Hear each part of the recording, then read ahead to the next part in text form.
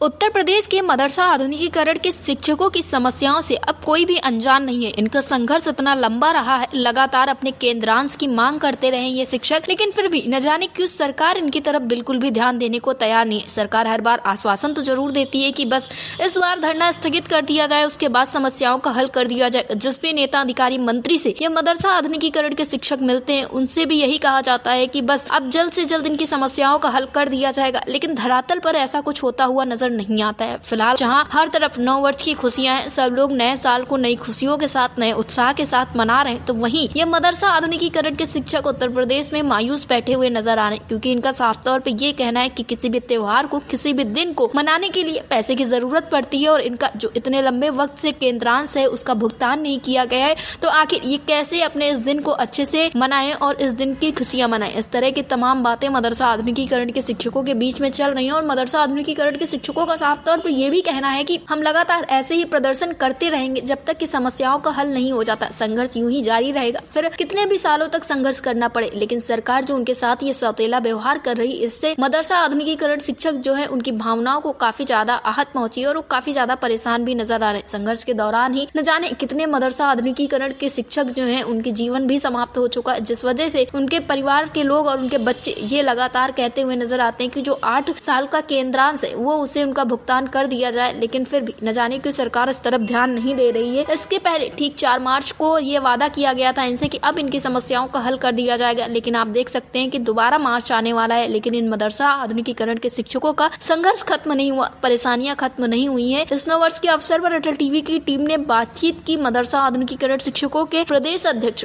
अशरफ अली से। उन्होंने क्या कुछ कहा, आप भी सुनिए। अशरफ अली जी, आपका हमारे चैनल अटल टीवी पे बहुत बहुत स्वागत है। जी बहुत बहुत धन्यवाद मैडम। सब लोगों के बीच में उत्साह देखने को मिल रहा है, तो ऐसे में मदरसा आधुनिकीकरण के शिक्षक नए साल को किस तरह से मना रहे हैं, क्योंकि जिस तरह से आप लोगों का प्रदर्शन किया गया लेकिन सरकार की तरफ से कुछ भी ऐसा कदम नहीं उठाया गया जिससे मदरसा आधुनिकीकरण शिक्षकों का कुछ भला हो सके, तो इस वक्त मदरसा शिक्षकों के बीच में कैसा माहौल है? मदरसा शिक्षकों के साल का तो नया दिन है ही, मगर मदरसा शिक्षक बहुत उदास है। माननीय योगी जी से इंसाफ के चक्कर में जो है बराबर जो है इंसाफ मांगता है माननीय योगी जी से, माननीय योगी जी इंसाफ करिए, मगर हम लोगों को इंसाफ नहीं मिल रहा है और हमारा शिक्षक पल पल घुट घुट के मर रहा है। वो शिक्षक का 8 साल से उसको पैसा नहीं मिल रहा है, राज्यांश भी उत्तर प्रदेश सरकार से नहीं दिया जा रहा है। तो इस स्थिति में जो है उसके लिए कोई भी त्योहार और कोई भी जो है साल, नया साल, सब उसके लिए सब एक जैसा है जी। पैसे नहीं तो अपने बच्चों को क्या शक्ल दिखाए, अपने बच्चों को क्या, नए साल का मतलब होता है, किसी त्योहार का मतलब होता है खुशियां मनाना जी। और किस बिना पे खुशियां मनाए जब उसके जेब में पैसे ही नहीं है जी।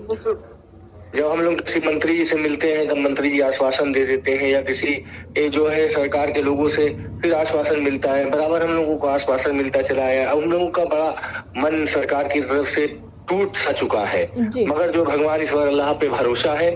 सरकारें आती हैं जाती हैं, विनती तो करेंगे, संवैधानिक तरीके से मांग करेंगे और मांग करते रहेंगे।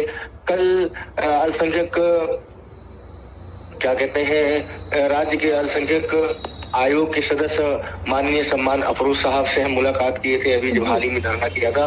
माननीय सम्मान अफरोज साहब कल माननीय मुख्यमंत्री से मुलाकात किए हैं, उन्होंने हमारी बातों को रखा है वहां पर, क्योंकि बराबर माननीय सम्मान अफरोज के टच में हम लोग रहते हैं और उनसे पैरवी के लिए कहते हैं। कल माननीय सम्मान अफरोज साहब जो अल्पसंख्यक आयोग के सदस्य हैं, माननीय मुख्यमंत्री जी से बात की है और उनके लिए, उसके लिए हम मुलाकात के लिए उन्होंने बुलाया है, हम मिलने जा रहे हैं उनको आज जी। जो है देखते पहुंचते हैं तो मुलाकात हमारी हो जाती है उनसे जी।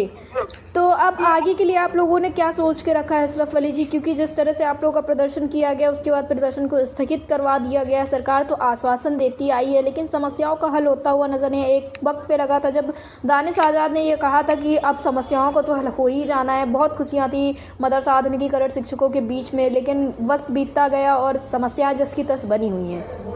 माननीय दानिश आजाद साहब, आपके सामने की बात है, जो है अगले साल जो है मार्च में 4 मार्च को कहा था कि जो है बहुत जल्द हम आप लोगों का कल्याण कर देंगे। उसके बाद अभी हाल ही में एक पीलीभीत में प्रोग्राम हुआ था, वहां पर मदरसा आधुनिकीकरण शिक्षक गए थे कुछ, वहां पर भी जो है वही शब्द हम लोग जो है आश्वासन का शब्द सुन के गए हैं थक। रही बात हम लोगों की संघर्ष का या हम लोग आगे की रणनीति, देखिए हम लोग संघर्ष करना नहीं छोड़ेंगे। ये सरकार करेगी नहीं तो दूसरी सरकार करेगी, इसलिए 17 साल हमारा हुआ, किसी का 30 है, किसी का 25 है। इस तरीके से हम लोगों ने इसमें, अब हम लोग शिक्षक होकर के कौन सा दिहाड़ी मजदूरी या कौन सा काम करें।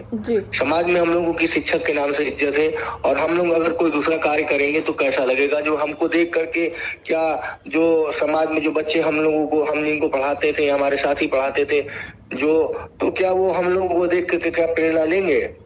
माननीय अटल बिहारी जी की स्कीम थी, चलाया गया था, उनके सपनों को, उनके जो है जो भी मिशन का था उनका गला घोट दिया गया भारतीय जनता पार्टी की तरफ से, केंद्र सरकार की तरफ से। अभी ये जो है 9 दिसंबर 2024 को केंद्र सरकार से लिख करके दे दिया गया कि हम आगे योजना को नहीं चलाएंगे।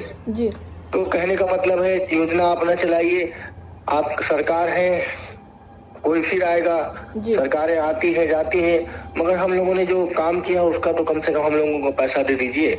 जी अशरफ अली जी, इस वक्त नववर्ष के अवसर पर आप अपने साथियों को क्या संदेश देना चाहेंगे? इसी के साथ आप सरकार से क्या अपील करना चाहेंगे? पहले तो मैं अपने साथियों से जो है यही आपके अटल टीवी न्यूज टीम के माध्यम से मैं यही कहना चाहता हूँ कि जितना हम लोगों ने धीरज संयमता बरता है और जो सब्र किया है, थोड़ा आप सब्र और सही, बस यही संदेश देना चाहते हैं। और दूसरा, सरकार से हम विनती कर रहे हैं कि हम लोग भी इसी देश में रहने वाले हैं, हमारे साथ में हिंदू मुस्लिम सिख जो भी साथी है सभी मदरसों में पढ़ाते हैं और सभी लोग पढ़ते हैं। सरकार से चाहते माननीय योगी जी से बराबर हम लोग जो है गुहार लगाते, माननीय योगी जी हम लोगों का कल्याण करिए और हम लोगों की स्कीम का संचालन उत्तर प्रदेश सरकार से करें। अन्यथा हम लोग तो संघर्ष के रास्ते पे चल ही रहे हैं, अपना जब तक अधिकार नहीं ले लेंगे तब तक हमारा संघर्ष जारी रहेगा। बस ये है कि समस्याएं बहुत आती है, आर्थिक तंगी, परिवार चला पाना, बहुत सारे रिश्ते नातेदारी और जो क्या कहते हैं, बहुत देना लेना रहता है हमारे साथियों का। लोग फोन करते हैं इस योजना में जो 200-250-300 जो हमारे मदरसा आदमी शिक्षक इस संसार से चले गए हैं, उनके बीवी बच्चे, बीवी बेवा हो गई हैं, बच्चे यतीम हो गए हैं, वो लोग जो फोन करते हैं तो बहुत तड़प जाते हैं। वही कहते हैं कि उनके बच्चे फोन करते हैं, कहते हैं अंकल जो है हम लोग स्कूल में फीस नहीं दे पा रहे हैं, बहुत परेशान है, टीचर हम लोगों को स्कूल से भगा दे रहे हैं, हम लोग कोई कपड़ा नहीं पहन पा रहे, हम लोग किसी की शादी में नहीं आ पा रहे, पापा जिनका बकाया था उनका पैसा नहीं दे पा रहे। उन्हीं को देख करके जो है हम इस मार्ग पे चल रहे हैं कि उनको दिलवा दे। वरना जो है अब सरकारें जो इतना हम लोगों से भेदभाव करती हैं, केंद्र और राज्य की सरकारों ने, कि जो है ये इसमें काम करना ही बेकार है। मगर उन हमारे जो हिंदू मुस्लिम सिख जो भी हमारे मदरसा आदमी शिक्षक की संसार चले गए, मैं अब उनके बीवी बच्चों के लिए लड़ रहा हूं कि अगर वो पैसा मिल जाएगा, कि बकाया भुगतान हो जाएगा, तो उनके बीवी बच्चे जो भी है उनको काम आ जाएगा। मैं यही पुण्य का काम कर लेंगे। बाकी सरकारों ने कोई कसर नहीं छोड़ी है भेदभाव के लिए। जी अशरफ अली जी, अटल टीवी से जुड़ने के लिए धन्यवाद। धन्यवाद मैडम, धन्यवाद।